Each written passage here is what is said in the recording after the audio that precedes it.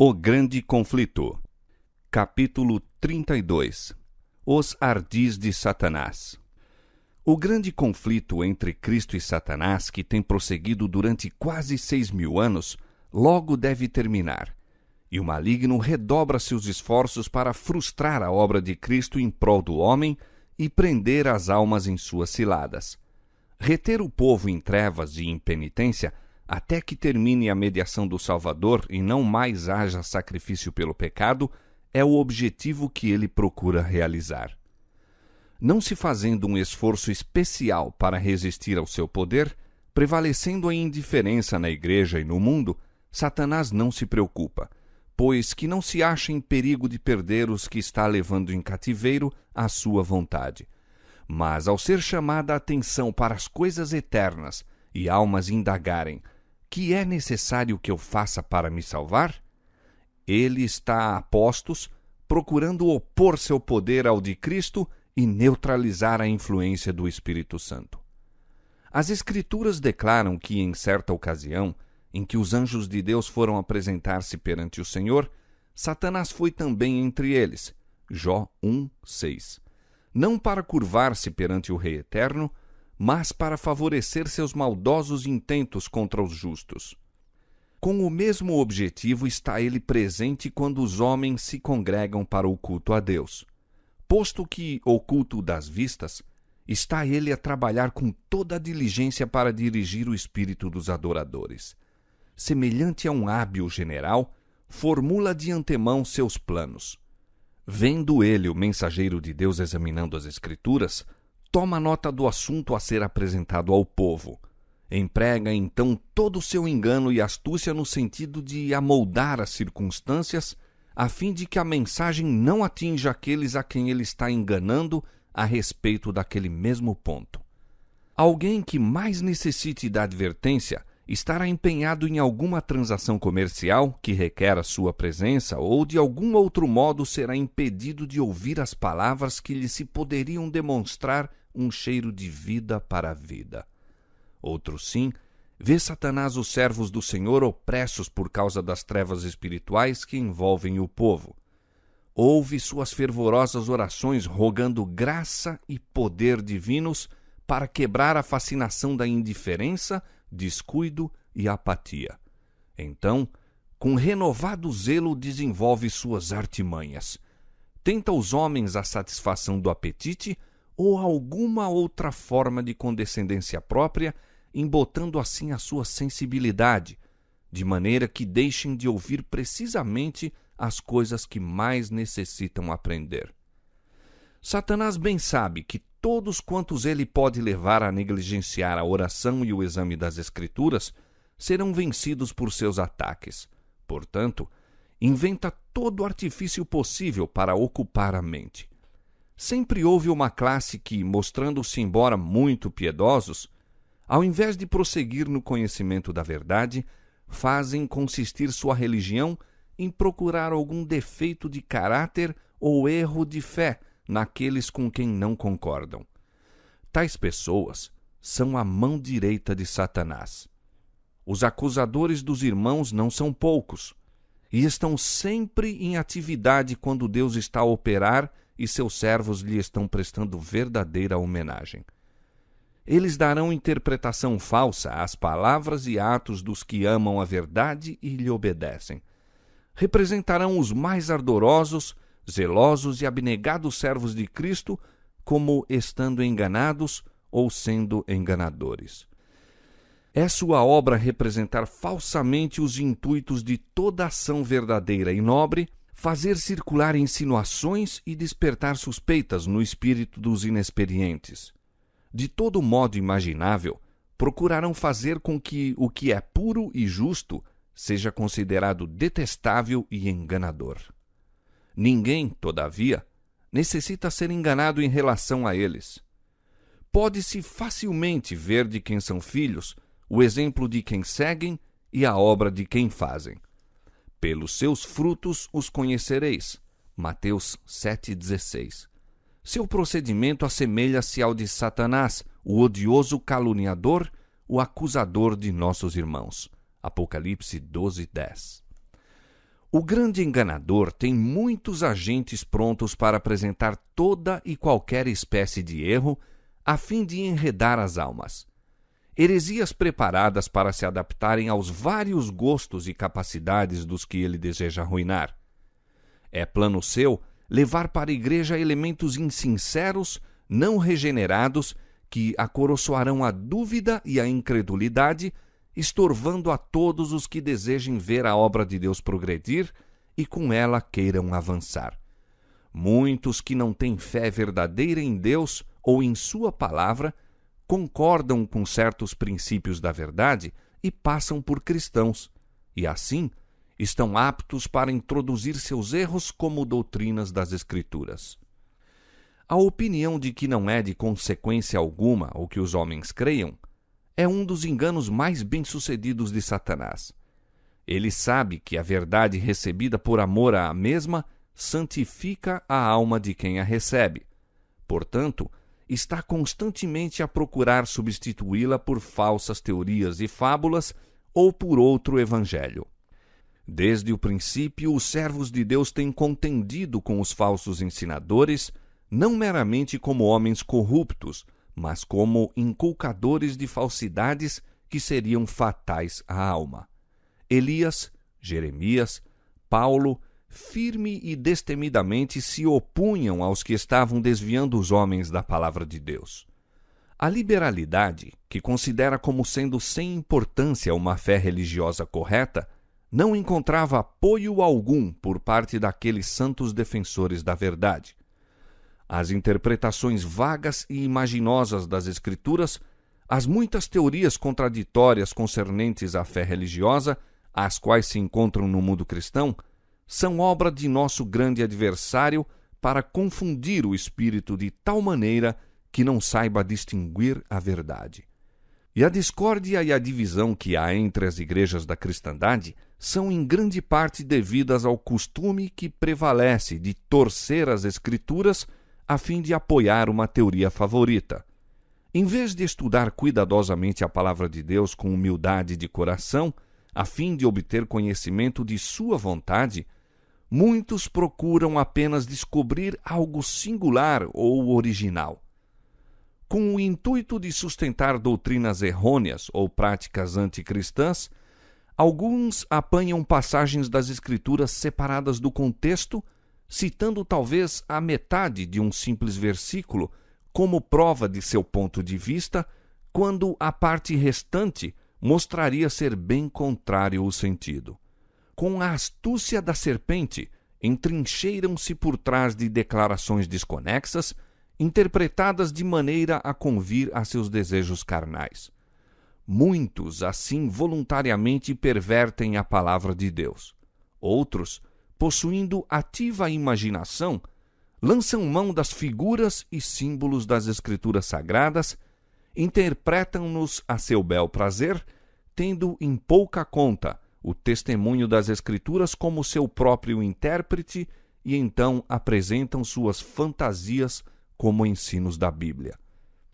Quando quer que o estudo das Escrituras se inicie sem espírito de oração, humildade e docilidade, as passagens mais claras e simples, bem como as mais difíceis, serão torcidas do seu verdadeiro sentido. Os dirigentes papais escolhem as partes das Escrituras que melhor servem a seu propósito, interpretam-nas de modo a lhes convirem e então as apresentam ao povo, ao mesmo tempo em que lhe negam o privilégio de estudar a Escritura Sagrada e compreender por si mesmos suas santas verdades. A Bíblia inteira deveria ser dada ao povo tal qual é. Melhor lhe seria não ter nenhuma instrução bíblica do que receber os ensinos das Santas Escrituras tão grosseiramente desvirtuados. A Bíblia foi destinada a ser guia a todos os que desejassem familiarizar-se com a vontade de seu Criador. Deus deu aos homens a segura palavra da profecia. Os anjos e mesmo o próprio Cristo vieram para tornar conhecidas a Daniel e João as coisas que em breve deveriam acontecer. Os importantes assuntos que dizem respeito à nossa salvação não foram deixados envoltos em mistério. Não foram revelados de tal maneira a tornar perplexo e transviar o honesto pesquisador da verdade. Disse o Senhor pelo profeta Abacuque: escreve a visão e torna-a bem legível, para que a possa ler o que correndo passa. Abacuque 2:2. A palavra de Deus é clara a todos os que a estudam com coração devoto. Toda alma verdadeiramente sincera virá à luz da verdade. A luz semeia-se para o justo. Salmo 97:11. E nenhuma igreja poderá progredir na santificação a menos que seus membros estejam fervorosamente em busca da verdade como de um tesouro escondido. Ao brado de liberdade, os homens se tornam cegos aos ardis do adversário, enquanto ele se acha em todo o tempo trabalhando com perseverança para a realização de seu objetivo. Ao ser bem-sucedido em suplantar a Bíblia por meio de especulações humanas, a lei de Deus é posta de parte e as igrejas se encontram sob a servidão do pecado ao mesmo tempo em que declaram estar livres. Para muitos, as pesquisas científicas se tornam uma desgraça.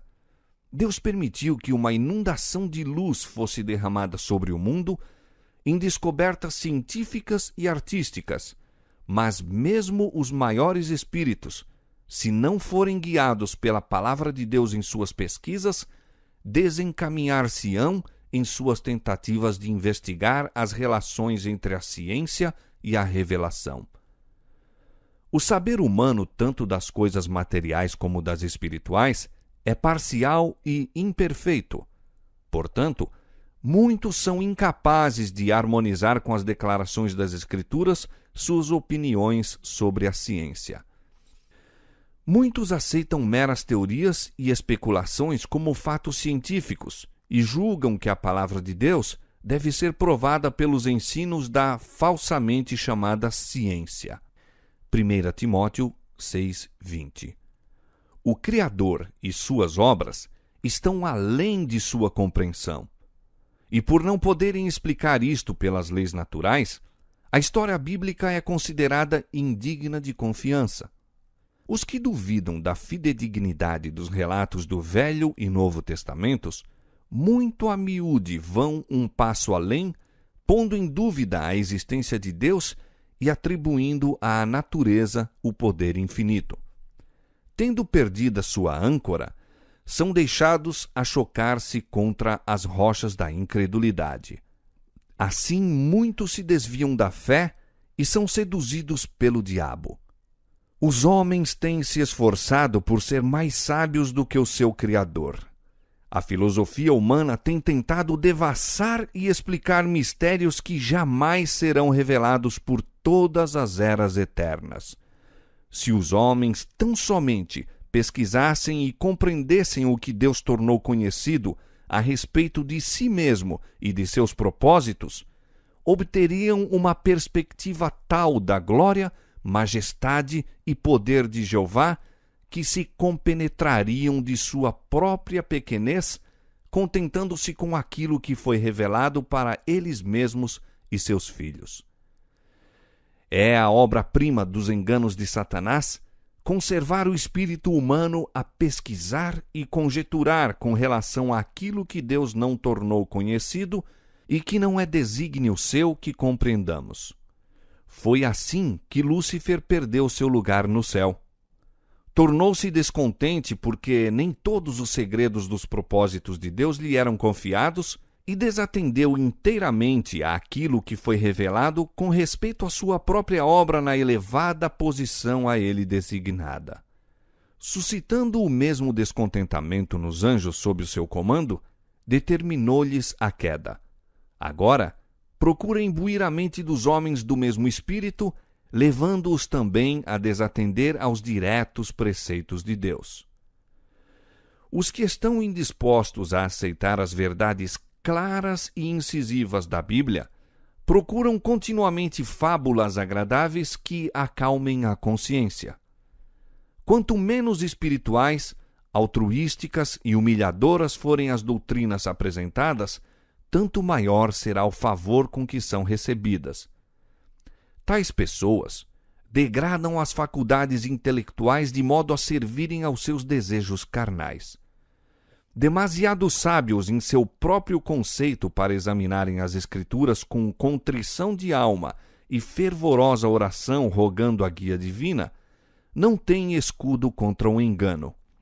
Satanás está pronto para suprir o desejo do coração e apresenta suas burlas em lugar da verdade. Foi assim que o papado alcançou seu poderio sobre o entendimento dos homens, e pela rejeição da verdade, visto como ela implica uma cruz, os protestantes estão seguindo o mesmo caminho. Todos os que negligenciam a palavra de Deus, a fim de estudarem conveniências e expedientes para que se não achem em desacordo com o mundo, serão deixados a acolher condenável heresia em lugar de verdade religiosa. Toda forma imaginável de erro será aceita pelos que voluntariamente rejeitam a verdade. Quem olha com horror para um engano, receberá facilmente outro. O apóstolo Paulo, falando de uma classe de pessoas que não receberam o amor da verdade para se salvarem, declara: por isso, Deus lhes enviará a operação do erro para que creiam a mentira, para que sejam julgados todos os que não creram a verdade, antes tiveram prazer na iniquidade. 2 Tessalonicenses capítulo 2, versos 10 a 12. Com tal advertência diante de nós, cumpre-nos estar de sobreaviso a respeito de quais doutrinas recebemos. Entre as operações de maior êxito do grande enganador, encontram-se os ensinos ilusórios e prodígios de mentira do espiritismo. Disfarçado em anjo de luz, estende suas redes onde menos se espera. Se os homens tão somente estudassem o livro de Deus, com fervorosa oração a fim de o poderem compreender, não seriam deixados em trevas à mercê das doutrinas falsas. Mas, rejeitando eles a verdade, são presa da ilusão. Outro erro perigoso é a doutrina que nega a divindade de Cristo, pretendendo que ele não tivera existência antes de seu advento a este mundo. Esta teoria é recebida com favor por uma vasta classe que professa crer na Escritura Sagrada. Diretamente contradiz, todavia, as mais compreensíveis declarações de nosso Salvador com respeito à sua relação com o Pai, seu caráter divino e sua pré-existência. Não pode ser entretida sem a mais injustificada violência às Escrituras. Não somente rebaixa as concepções do homem acerca da obra da redenção, mas solapa a fé na Bíblia como revelação de Deus. Ao mesmo tempo que isto a torna mais perigosa, torna-a também mais difícil de ser enfrentada. Se os homens rejeitam o testemunho das Escrituras inspiradas concernente à divindade de Cristo, é debalde arguir com eles sobre este ponto, pois nenhum argumento, por mais concludente, poderia convencê-los. O homem natural não compreende as coisas do Espírito de Deus porque lhe parecem loucura, e não pode entendê-las porque elas se discernem espiritualmente. 1 Coríntios 2,14. Pessoa alguma que alimente este erro pode ter exato conceito do caráter ou missão de Cristo, nem do grande plano de Deus para a redenção do homem. Ainda outro erro sutil e nocivo é a crença que rapidamente se espalha de que Satanás não existe como ser pessoal, de que este nome é empregado nas Escrituras meramente para representar os maus pensamentos e desejos do homem. O ensino tão extensamente exposto dos púlpitos populares de que o segundo advento de Cristo é a sua vinda a cada indivíduo por ocasião da morte, é um ardil para desviar a mente dos homens de sua vinda pessoal nas nuvens do céu. Durante anos, Satanás tem estado assim a dizer: eis que ele está no interior da casa. Mateus 24, 23 a 26. e muitas almas se têm perdido por aceitarem este engano. Outros sim, ensina a sabedoria mundana que a oração não é essencial. Homens de ciência pretendem que a oração não pode, na verdade, ser atendida, que isto seria uma violação da lei, um milagre, e que os milagres não existem. O universo, dizem eles, é governado por leis fixas e o próprio Deus nada faz contrário a essas leis. Assim representam a Deus governado por suas próprias leis, como se a operação das leis divinas pudesse excluir a liberdade divina. Tal ensino se opõe ao testemunho das Escrituras. Não foram operados milagres por Cristo e por seus apóstolos? O mesmo compassivo Salvador vive hoje e está tão disposto a executar a oração da fé como quando andava visivelmente entre os homens. O natural coopera com o sobrenatural. Faz parte do plano de Deus conceder-nos, em resposta à oração da fé, aquilo que Ele não outorgaria se o não pedíssemos assim. Inumeráveis são as doutrinas errôneas e as fantasiosas ideias que estão ganhando terreno entre as igrejas da cristandade. É impossível avaliar os maus resultados de remover um dos marcos que foram fixados pela palavra de Deus. Pouco dos que se arriscam a fazer isto param com a rejeição de uma única verdade. A maioria continua a pôr de lado, um após outro, os princípios da verdade até que se tornam efetivamente incrédulos. Os erros da teologia popular têm arrastado ao ceticismo muitas almas que poderiam de outra maneira ter sido crentes nas Escrituras. Impossível lhes é aceitarem doutrinas que lhes ofendem o senso de justiça, misericórdia e benevolência. E desde que tais são apresentadas como ensinos da Bíblia, recusam-se a recebê-la como a palavra de Deus. E este é o objetivo que Satanás procura realizar. Nada há que ele mais deseje do que destruir a confiança em Deus e em sua palavra. Satanás está à frente do grande exército dos que duvidam e trabalha em sua máxima força para aliciar as almas para suas fileiras. Duvidar está se tornando moda. Há uma classe numerosa pela qual a palavra de Deus é olhada com desconfiança, pela mesma razão por que o foi o seu autor. Porque ela reprova e condena o pecado. Os que estão indispostos a obedecer-lhe aos preceitos esforçam-se por subverter a sua autoridade.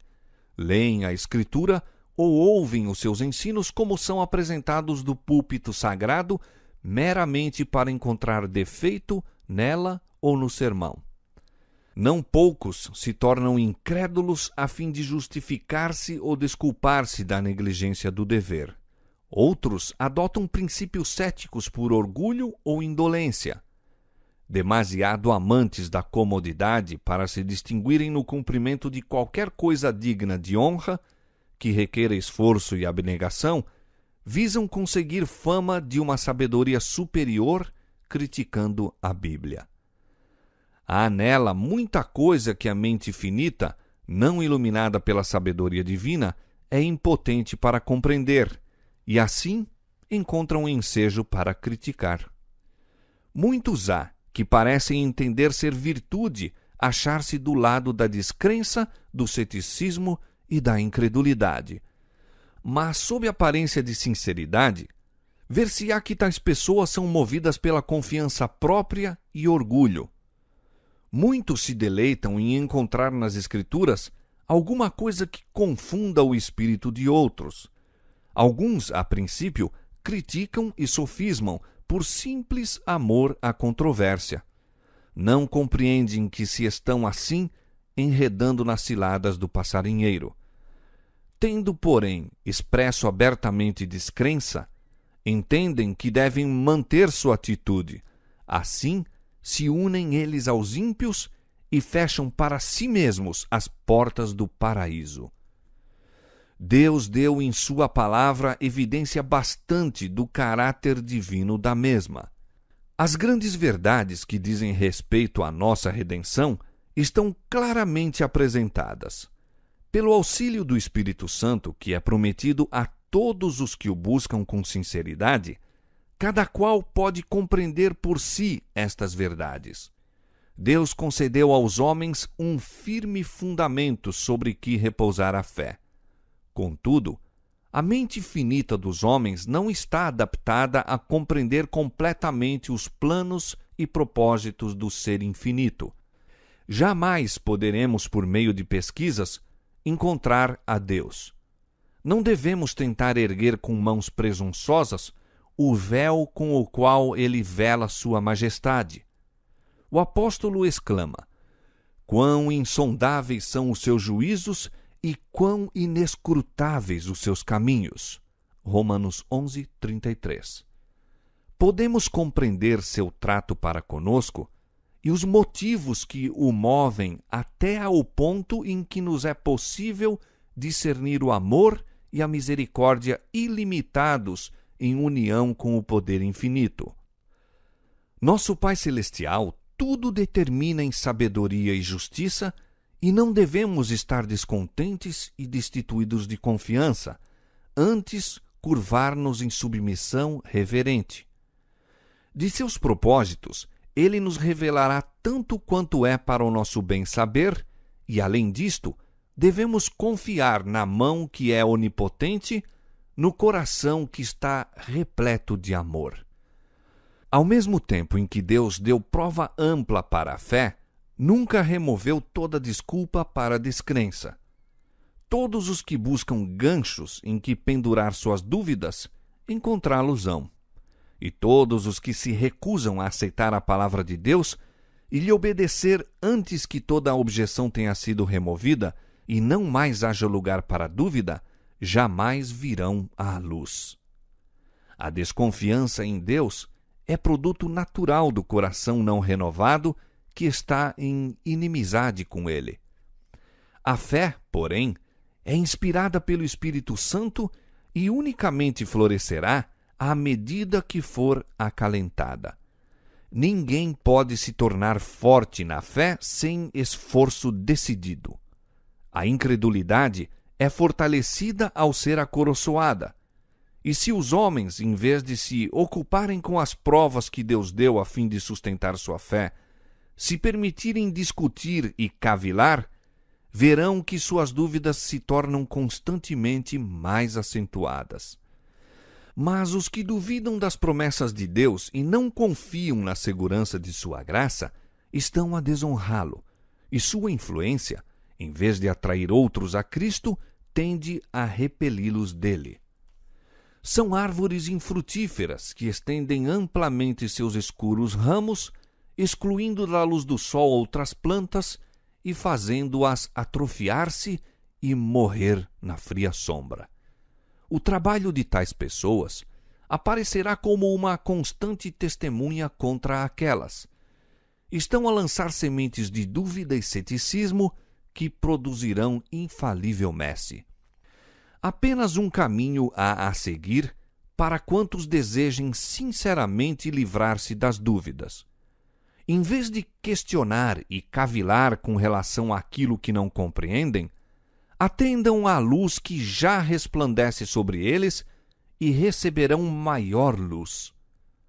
Cumpram-se todo o dever que já se lhes fez claro à compreensão, e estarão aptos a compreender e cumprir aqueles sobre os quais estão agora em dúvida.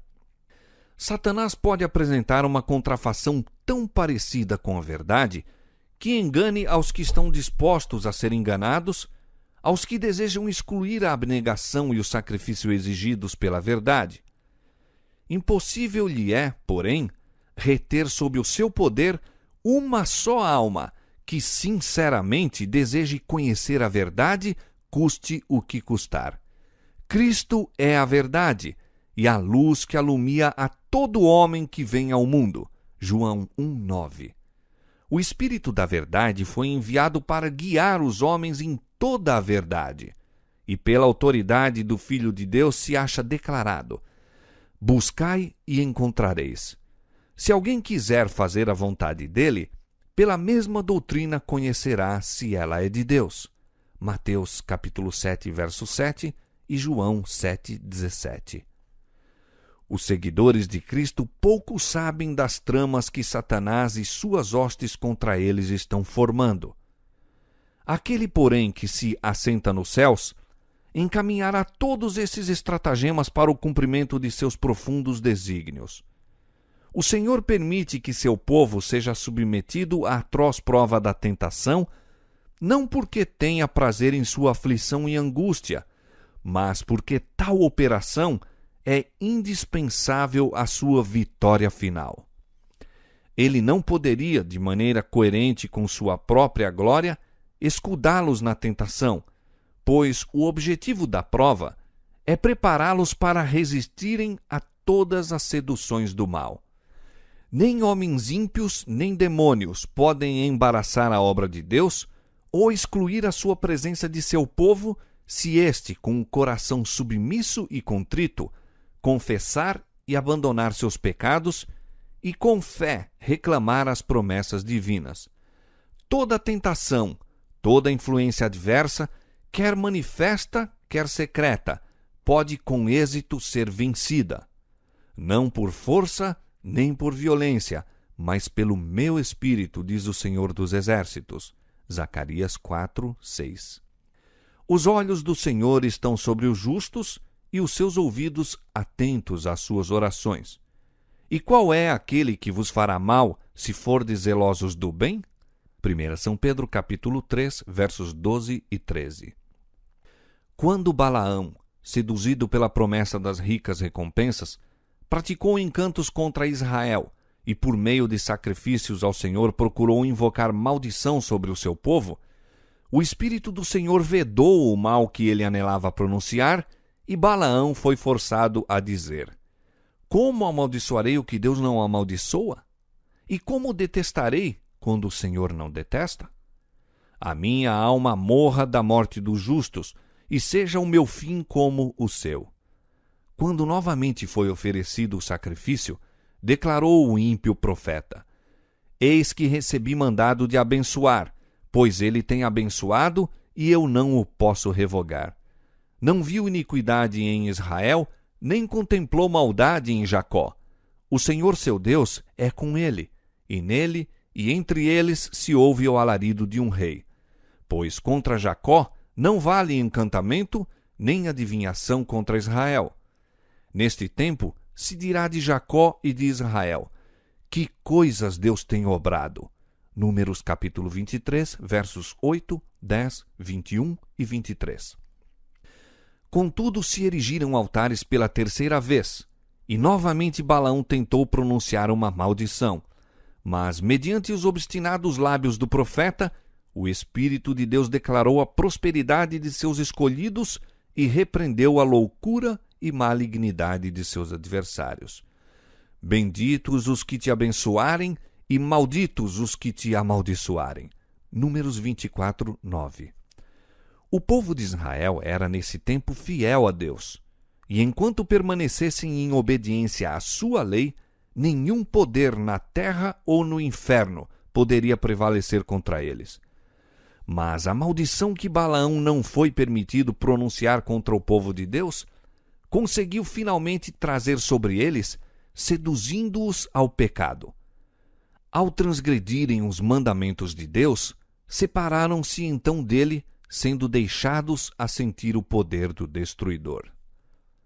Satanás está bem ciente de que a mais débil alma que permaneça em Cristo é mais que suficiente para competir com as hostes das trevas e que, caso ele se revelasse abertamente, seria enfrentado e vencido. Portanto, procura retirar das suas potentes fortificações os soldados da cruz, enquanto jaz de emboscada com as suas forças, pronto para destruir todos os que se arriscam a penetrar em seu terreno. Unicamente com humilde confiança em Deus e obediência a todos os seus mandamentos, poderemos achar-nos seguros. Ninguém, sem oração, se encontra livre de perigo durante um dia ou uma hora que seja. Especialmente, Devemos rogar ao Senhor sabedoria para compreender a sua palavra. Ali estão revelados os estratagemas do tentador e os meios pelos quais se pode a ele resistir com êxito. Satanás é perito em citar as Escrituras, dando sua própria interpretação às passagens pelas quais espera fazer-nos tropeçar. Devemos estudar a Bíblia com humildade de coração, nunca perdendo de vista nossa sujeição a Deus. Ao mesmo tempo em que nos devemos guardar constantemente contra os ardis de Satanás, cumpre com fé orar sempre. Não nos deixes cair em tentação.